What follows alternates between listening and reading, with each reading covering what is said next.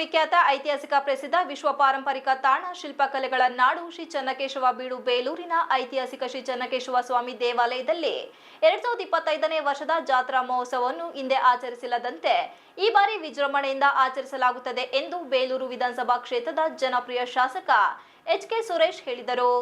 ಜಾತ್ರಾ ಮಹೋತ್ಸವದ ಅಂಗವಾಗಿ ಶ್ರೀ ಚನ್ನಕೇಶವ ಸ್ವಾಮಿ ದೇವಾಲಯದ ಮುಂಭಾಗದ ಶ್ರೀ ಚನ್ನಕೇಶವ ಸಭಾಂಗಣದಲ್ಲಿ ಏರ್ಪಡಿಸಿದ್ದ ಪೂರ್ವಭಾವಿ ಸಭೆಯನ್ನು ಉದ್ದೇಶಿಸಿ ಮಾತನಾಡಿದ ಶಾಸಕ ಎಚ್.ಕೆ. ಸುರೇಶ್ 2025ನೇ ಸಾಲಿನ ದಿನಾಂಕ 2-4-2025 ರಿಂದ 15-4-2025ನೇ ತಾರೀಕಿನವರೆಗೂ ನಡೆಯಲಿರುವ ಐತಿಹಾಸಿಕ ಶ್ರೀ ಚನ್ನಕೇಶವ ಸ್ವಾಮಿ ಜಾತ್ರಾ ಮಹೋತ್ಸವ ಪ್ರಮುಖವಾಗಿ ಏಪ್ರಿಲ್ 10 ಮತ್ತು 11ರಂದು ದಿವ್ಯ ರಥೋತ್ಸವ ಜರುಗಲಿದ್ದು, ರಾಜ್ಯ ಸೇರಿದಂತೆ ವಿವಿಧ ರಾಜ್ಯಗಳಿಂದ ಸಹಸ್ರಾರು ಭಕ್ತರು ಲಕ್ಷಾಂತರ ಸಂಖ್ಯೆಯಲ್ಲಿ ಆಗಮಿಸಲಿದ್ದು, ಭಕ್ತಾದಿಗಳಿಗೆ ಮೂಲಭೂತ ಸೌಕರ್ಯ ಸೇರಿದಂತೆ ನಗರವನ್ನು ವಿದ್ಯುತ್ ದೀಪಗಳಿಂದ ಅಲಂಕರಿಸಿ ವಿವಿಧ ಇಲಾಖೆಗಳ ಮತ್ತು ಬೇಲೂರು ಮಹಾಜನತೆಯ ಸಹಕಾರದಲ್ಲಿ ಈ ಬಾರಿಯ ಜಾತ್ರಾ ಮಹೋತ್ಸವವನ್ನು ಅಚ್ಚುಕಟ್ಟಾಗಿ ನೆರವೇರಿಸಲಾಗುತ್ತದೆ ಎಂದು ಹೇಳಿದರು.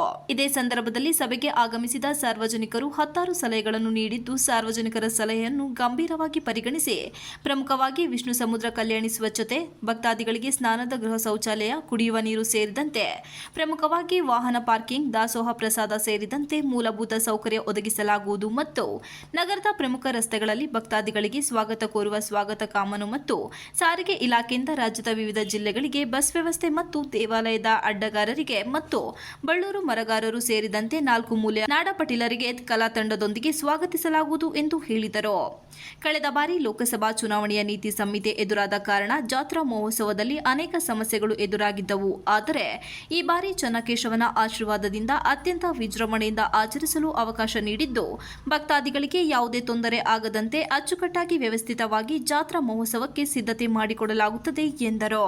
ನಂತರ ಮಾತನಾಡಿದ ಬೇಲೂರು ಪುರಸಭಾ ಅಧ್ಯಕ್ಷ ಎ.ಆರ್. ಅಶೋಕ್, ಕಳೆದ 45 ವರ್ಷಗಳಿಂದ ಬೇಲೂರಿನಲ್ಲಿಯೇ ಜನಿಸಿ ವಾಸಿಸುತ್ತಿದ್ದು, ಈ ಬಾರಿ ಚನ್ನಕೇಶವನ ಆಶೀರ್ವಾದದಿಂದ ಪುರಸಭೆಗೆ ಅಧ್ಯಕ್ಷನಾಗಿ ಜಾತ್ರಾ ಮಹೋತ್ಸವದಲ್ಲಿ ಸೇವೆ ಸಲ್ಲಿಸಲು ಶ್ರೀ ಚನ್ನಕೇಶವ ಆಶೀರ್ವಾದ ನೀಡಿದ್ದಾನೆ. ಸಿಕ್ಕಿರುವ ಅವಕಾಶವನ್ನು ಶ್ರೀ ಚನ್ನಕೇಶವನ ಸೇವೆಗೆ ಸಲ್ಲಿಸುತ್ತೇನೆ. ಈ ಬಾರಿಯ ಜಾತ್ರಾ ಮಹೋತ್ಸವ ಇಡೀ ರಾಜ್ಯದಲ್ಲಿ ಮನೆಮಾತಾಗಬೇಕು. ಪುರಸಭೆಯಿಂದ ಜಾತ್ರಾ ಮಹೋತ್ಸವಕ್ಕೆ ಪ್ರಮುಖವಾಗಿ ಬೇಕಾಗಿರುವ ಮೂಲಭೂತ ಸೌಕರ್ಯಗಳಾದ ಸ್ವಚ್ಛತೆ, ಕುಡಿಯುವ ನೀರು, ಪಾರ್ಕಿಂಗ್ ಸ್ಥಳ ಸೇರಿದಂತೆ ವಿಷ್ಣು ಸಮುದ್ರ ಕಲ್ಯಾಣ ಬಳಿ ಸ್ನಾನದ ಗೃಹ ಮತ್ತು ತಾತ್ಕಾಲಿಕ ಶೌಚಾಲಯಗಳನ್ನು ಒದಗಿಸಲಾಗುತ್ತದೆ ಮತ್ತು ಜಾತ್ರಾ ಮಹೋತ್ಸವಕ್ಕೆ ಯಾವುದೇ ರೀತಿಯ ಸೌಕರ್ಯಕ್ಕೆ ಶ್ರೀ ಚನ್ನಕೇಶವ ಸ್ವಾಮಿ ಸೇವೆಗೆ ಸದಾ ಸಿದ್ಧನಿರುತ್ತೇನೆ ಎಂದು ಹೇಳಿದರು. ಸಭೆಯಲ್ಲಿ ಮಾತನಾಡಿದ ಬೇಲೂರು ವೃತ್ತ ನಿರೀಕ್ಷಕ ರೇವಣ್ಣ, ಈ ಬಾರಿಯ ಜಾತ್ರಾ ಮಹೋತ್ಸವಕ್ಕೆ ಕಳೆದ ಬಾರಿಗಿಂತ ಹೆಚ್ಚಿನ ಪೊಲೀಸ್ ಸಿಬ್ಬಂದಿಗಳು ಮತ್ತು ಪ್ರಮುಖವಾಗಿ ವಾಹನ ದಟ್ಟಣೆ ನಿಯಂತ್ರಣ, ಸೂಕ್ತ ಭದ್ರತೆಗೆ ಹೆಚ್ಚಿನ ಸಿಸಿ ಕ್ಯಾಮೆರಾ ಸೇರಿದಂತೆ ಪೊಲೀಸ್ ಇಲಾಖೆಯ ಸರ್ವ ಸೇವೆಗಳನ್ನು ಒದಗಿಸಲಾಗುವುದು ಎಂದು ಹೇಳಿದರು. ಆ ರೀತಿಯ ಇವತ್ತು ಇಡೀ ವಿಶ್ವಕ್ಕೆ ಚನ್ನಕೇಶವ ಸ್ವಾಮಿ ಅಂತಕ್ಕಂಥದ್ದು ತೋರಿಸ್ಕೊಟ್ಟಿರ್ತಕ್ಕಂಥ ನಮಗೆಲ್ಲ ಗೊತ್ತಿದೆ. ಇವತ್ತು ಯುನೆಸ್ಕೋ ಪಟ್ಟಿನಲ್ಲಿ ಸೇರ್ಪಡೆಯಾಗಿತ್ತು. ಲಾಸ್ಟ್ ಇಯರ್ ಯುನೆಸ್ಕೋ ಪಟ್ಟಿನ ಸೇರ್ಪಡೆಯಾಗಿತ್ತು, ಆದರೆ ಅದನ್ನು ವೈಭವೀಕರಣ ಮಾಡಲಿಕ್ಕೆ ನಮ್ಗೆ ಯಾರಿಗೂ ಸಹ ಅವಕಾಶ ಸಿಗಲಿಲ್ಲ. ಈ ಸಲ ಆ ಅವಕಾಶ ಇದೆ.